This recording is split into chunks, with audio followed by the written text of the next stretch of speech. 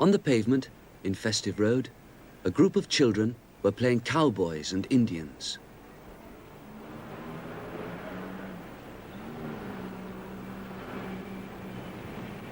Number 52 is Mr. Ben's house. Mr. Ben was indoors reading a newspaper. He read that a cowboy film was showing at the cinema. Mr. Ben liked cowboy films, and he decided to go and see it.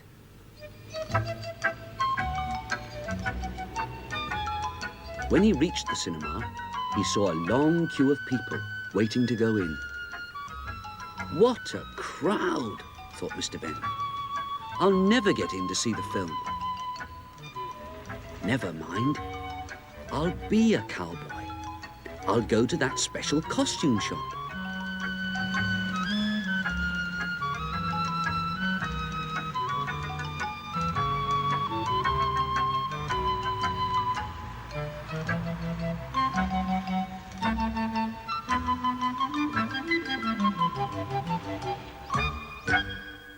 Inside the shop, as if by magic, the shopkeeper appeared. "Good morning, sir," he said. "You look as if you know which costume you want today." "Yes," said Mr. Ben, "the cowboy outfit." "Certainly, sir," said the shopkeeper. Mr. Ben took the outfit into the fitting room. Inside the room, he changed into the outfit.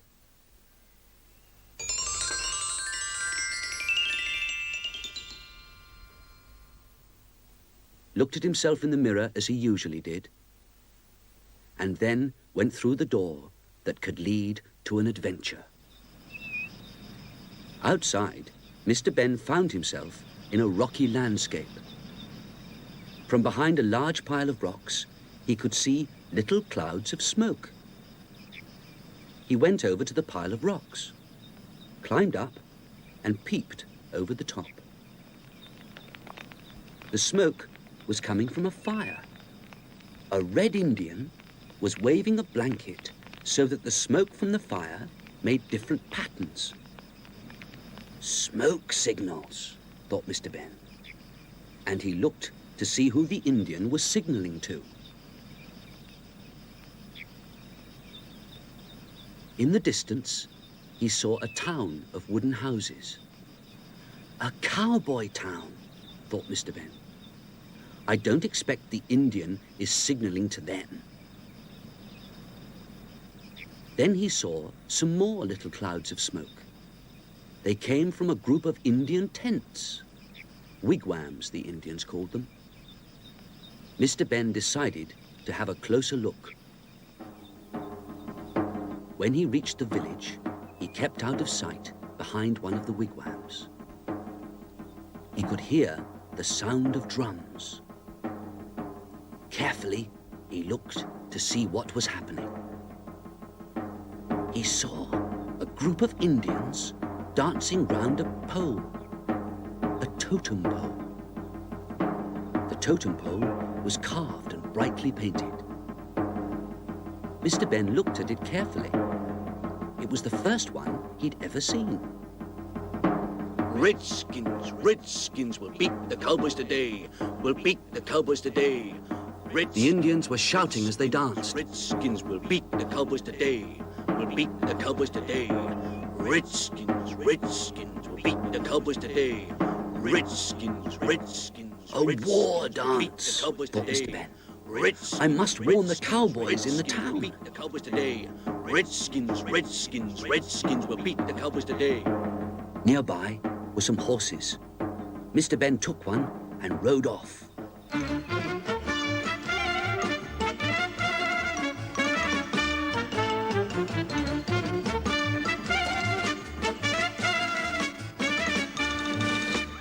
In the town, Mr. Ben fired his gun to attract attention. The door of the jail opened and the sheriff looked out. "Look out! The Indians are coming," called Mr. Ben. "They say they're going to beat you today." "We're ready," said the sheriff. "They will probably beat us. They always do. Still, it's a good game." "Game?" said Mr. Ben. "The hide-and-seek game, of course," said the sheriff. "Every week, the Indians play hide-and-seek with us cowboys. An Indian and a cowboy both hide. Then the Indian team looks for the cowboy, and the cowboy team looks for the Indian. The team to find the hider first wins. Every week the same thing happens. The Indian vanishes and we never find him. Sometimes the Indians don't find the cowboy, but even then it's only a draw. We never win." Just then, the Indians arrived. They smiled and waved and said they were ready to beat the cowboys again.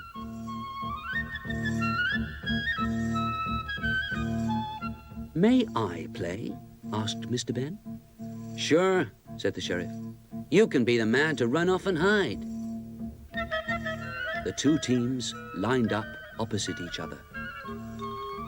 At one end stood the Indian chief and the sheriff. They were the judges.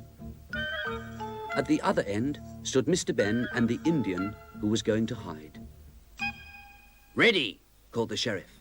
Both teams knelt down and closed their eyes. "Go," said the chief, and Mr. Ben and the Indian ran off to hide. The sheriff and the chief began counting. 1, 2, 3, 4, 5, 6, 7, 8, 9, 10, 11, 12, 13, 14, 15, 16.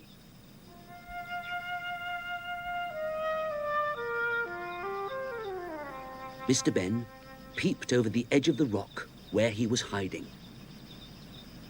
In the sand below, he could see his own footprints. "Oh dear," he thought.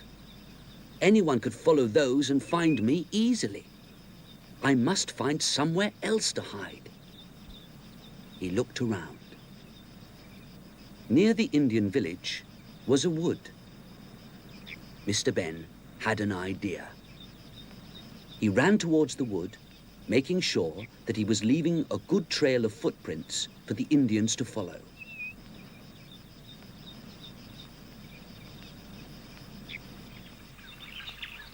When he reached the wood, he climbed into a tree.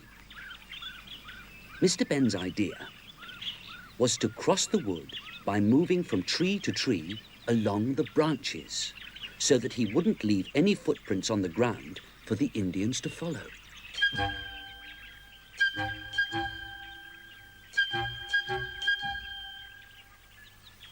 When he reached the other side of the wood, he was very near the wigwams. The next part of the plan was to walk backwards to the wigwams with bare feet. Now it will look as if someone with bare feet has walked from the Indian village to the woods, he thought.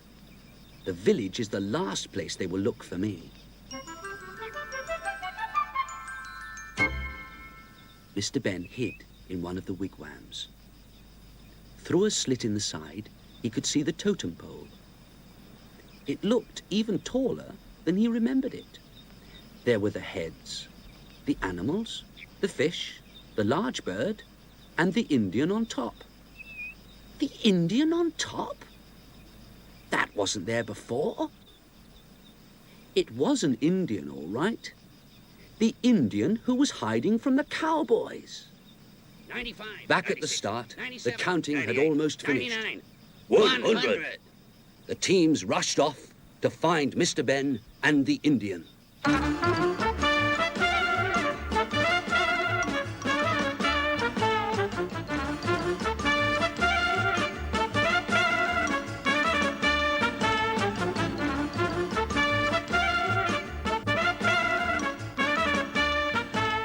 The Indians easily followed Mr. Ben's footprints to the wood. But at the wood, it seemed that he had just disappeared.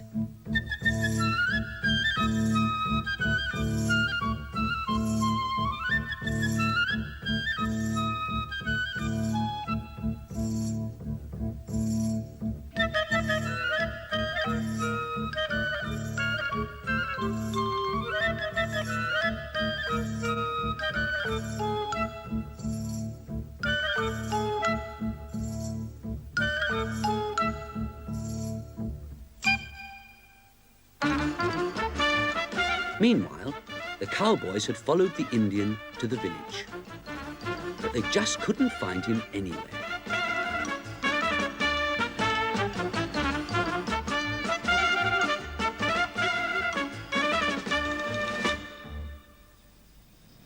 Inside the wigwam, Mr. Ben had been busy. He'd tied a feather to the end of a long stick. Now he was ready to carry out his next plan.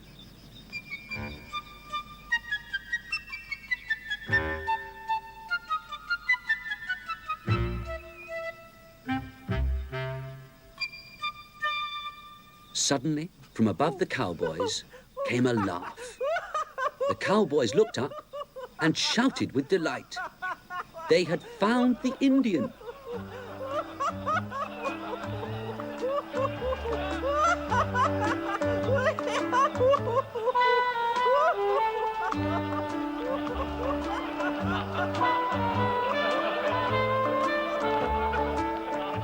Then they saw the stick with the feather. And Mr. Ben came out of the wigwam. The sheriff said, "You tricked the Indians when you hid, and you found the hiding Indian. You won the game for us. Thanks to you, we won for the first time ever. You deserve a prize." And he gave Mr. Ben his badge. And when Mr. Ben asked the Indians if they would do their dance for him, even they were happy.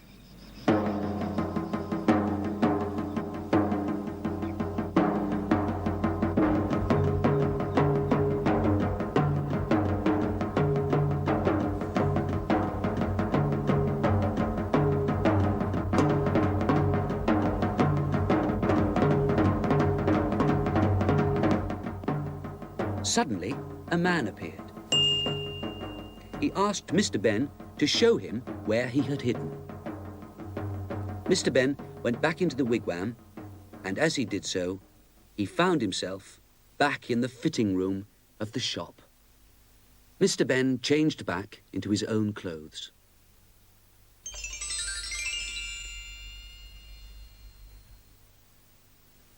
He went back into the shop and returned the cowboy outfit.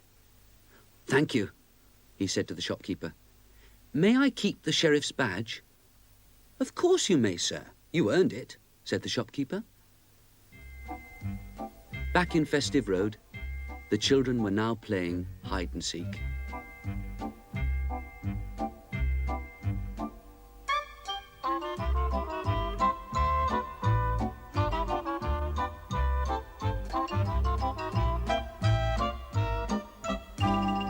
At his gate, Mr. Ben looked at the sheriff's badge.